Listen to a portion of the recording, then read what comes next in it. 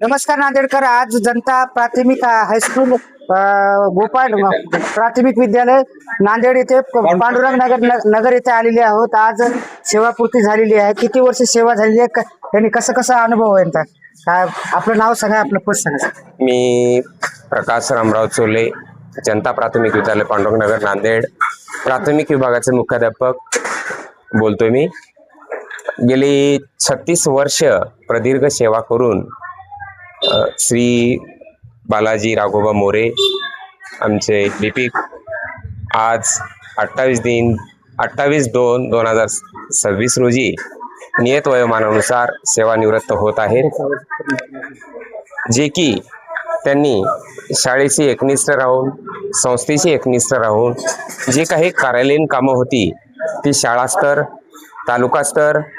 तुम्ही काही संस्था स्थापन केलेली आहे. काय कठीण परिस्थिती आज पांडुरंग नगर मध्ये? त्यावेळेस बी शाळा नव्हती का? कशी का? सर, मी जे शाळा काढण्याचा निर्णय घेतला ते कारण असं होतं की ज्यावेळेस हे शाळेला मुलं जात नव्हते, गरिबी मनुष्याने कामाला जात गेले होते. त्याच्यामुळं असं मला घरी गावातच असा विचार आला की हा शाळा काढण्यामध्ये फायदा का, या गरीबाला काय फायदा मिळेल गरीब माणसाला. तर असं वाटलं की बाबा गरीब माणूस शिकलं सवरलं तर त्यानं कुठंतरी 4 पैसे कमाई करेल. हो ना, हे थोडं का होईना, काही का होईना, माझ्या बुद्धीप्रमाण किंवा माझ्या ह्याच्या व्यक्तीप्रमाण तरी थोडं का होईना, पण 50% जवळपास माझं काम मनात धरलं तेवढं 50% झालेलं आहे. आज सेवापूर्तीचा दिवस आहे. म्हणून मला काय वाटतं, मी ह्याच्यामध्ये आनंदात आहो. आणि हे सेवापूर्ती ह्याची झाली, याने सेवा केलं ह्याचं सांगतो तुम्हाला. ह्यानं मस्त आनंद झाला. आता एकदम चांगलं काम केलं. त्याच्या आयुष्यामध्ये असं कुठं धक्का लागलेला नाही, काय नाही. अभिलेखे सगळं चांगले ठेवलं, आनंदात ठेवलं. कुठं आम्हाला पुन्हा फिरून बोलायच्या अभिलेखेसाठी आम्हाला काही ठेवलेलं नाही. सर, आपल्या आज सेवापूर्ती आज किती वर्ष सेवा केली थोडक्यात? सर, माझी सेवा ही 36 वर्ष झाली, पण हे 36 वर्ष कधी संपले एवढ्या चांगल्या माणसामध्ये ते मला कळालंच नाही.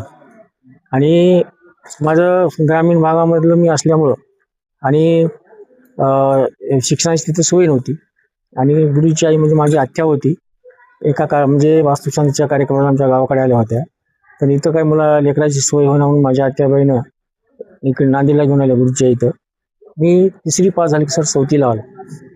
आणि गुरुच्या सानिध्यात आल्यानंतर गुरुच्या छायाचित्राखाली इथं मला शिक्षणाची संधी मिळाली. मग इथं धनाजीराव घोडजकर साहेबाच्या वसतिगृहावर होतो 4थीपासून. आणि 4थीचं 10वीपर्यंत शिक्षण झाल्यानंतर मला चांगले मार्क होते. त्यावेळेस मी फर्स्ट क्लासचा विद्यार्थी होतो. मग माझा ITIला नंबर लागला त्या मार्कवर. काही दिवसानंतर DEDला सुद्धा लागला, पण DEDची फीस भरण्यासाठी माझ्याकडे पैसे नव्हते. मी ITIचा मार्ग निवडला. ITI म्हणजे एखाद वर्ष केलं मी. तेवढ्यामध्ये आमच्या गुरुच्या शाळेवर जागा निघाली. गुरुजींनी सांगितलं की बाबा तुला कुठेही नोकरी करायची, पण माझ्याकडे नोकरी केलं तर चांगलं राहील, विश्वासाचा माणूस आहे. मग मलाही वाटलं बाबा सुरुवात यांच्यापासून झाली. आपल्याला शिकायला मिळालं, शिक्षणासाठी सहारा मिळाला, राहण्यासाठी सहारा मिळाला, शिक्षणाची संधी मिळाली. तर आणि तिकडलं कसं मेकॅनिकलचं क्षेत्र म्हणजे मला रफ वाटलं, म्हणजे बोलीभाषा वगैरे सर्व. तर मी चॉईस केलं की बाबा गुरुच्या इथं मला सेवा करायला मिळाली, हीच माझं भाग्य समजतो. म्हणून मी गुरुजीला होकार दिला. आणि तेव्हापासून कामाला सुरुवात 1990 पासून मी कामाला सुरुवात केली. पहिले मुख्याध्यापक होते शिकारी नागोराव जानोबा, त्यांच्या हाताखाली काम केलं. त्यांचा आणि आमचा स्वभाव म्हणजे मी प्रत्येकाशी समजा हे म्हणजे कुठल्याच प्रकारची त्यांनी माझी तक्रार केली नाही, आणि त्यांनी मला कुठल्या प्रकारचा त्रास दिला नाही. दुसरे हेडमास्टर सर दादाराव चांदूराव माझ्यासोबत होते. त्यांचाही कार्यकाळ चांगला गेला. माझ्या अनुभवातून त्यालाही तर कामासाठी त्रास झाला नाही, आणि त्यांचा काही अनुभव माझा काही अनुभव म्हणून एकदम सुसूचित काम करायची आम्हाला संधी मिळाली. आणि आता तिसरे आमचे चोले प्रकाश रामराव सर, यांच्यासोबत काम केलं. सर एकदम कामामध्ये एक्सपर्ट आहेत. शाळेकडे व्यवस्थित लक्ष देतात, विद्यार्थ्याकडे देतात, कर्मचाऱ्याकडून चांगल्या प्रकारचं काम घेतात. आणि अशा प्रकारे आमचा हे शेवटचा कार्यक्रम एकदम आनंदित चांगल्या प्रकारे गेला. आणि माझा जो आतापर्यंत जो स्टॉप आहे सुरुवातीपासून पुढचं आयुष्य कसं असणार आपलं? सर, माझं पुढचं आयुष्य चांगलंच असणार आहे. इथून मी जोमानं काम करणार आहे आणि काहीतरी मला माझ्यावर या संस्थेचं, माझ्या गुरुचं माझ्यावर ऋण आहे. इथून पुढे सुद्धा मी संस्थेकडे सुद्धा लक्ष देईन, यांच्या मुलाबाळाकडे सुद्धा लक्ष देईन. मला जेवढी मदत करता येईल तेवढी मी मदत करण्याचा माझ्या जीवात जीव असेपर्यंत मी प्रयत्न करेन. एक कष्टानं संस्था उभा केलेली आहे बरं काय, कष्टानं आणि गरिबीमधून काम केलेलं आहे. पैसा एकदम चांगलं आणि कष्ट, पैसा नव्हता, काहीच नव्हतं.